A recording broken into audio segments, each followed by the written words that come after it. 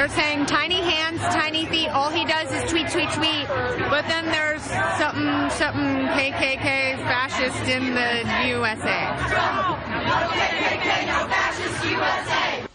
And then I started my own chant of Let's Go Rangers. It really happened. Just a glimpse of the Women's March. I scoped it out on Saturday in Washington, D.C. Saw a lot of recreational outrage and fun slogans, but not really a unifying point per se, besides hating the current president. Previous mass demonstrations focused on particular issues like ending the Vietnam War or including more in our civil rights. Now, Saturday's march included everything from reproductive rights to wage control to mass incarceration to water rights.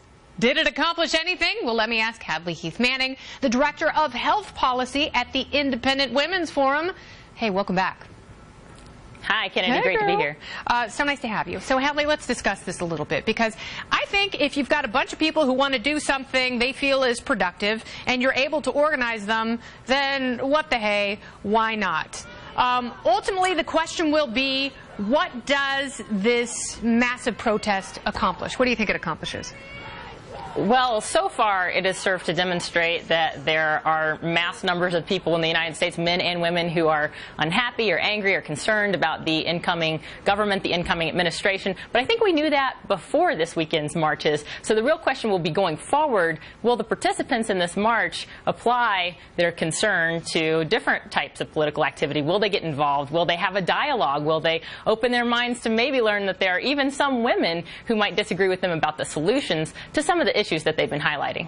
And you know, some of the concerns that people, particularly women on the right, have is that it wasn't a march that included all women, especially if you didn't share the ideological bent of the organizers. Do you feel in that way it was excluding?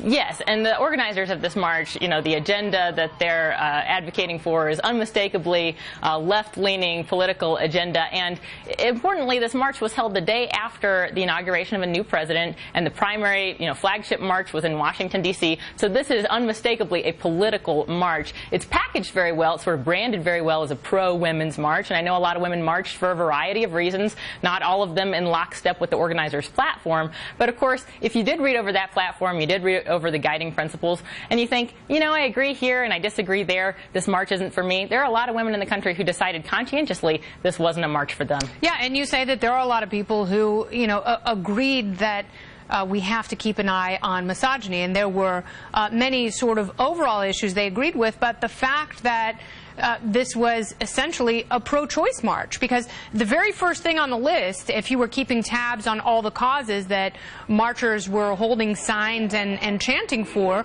the number one thing would be reproductive rights. And that right. is not an extremely divisive issue. Yes.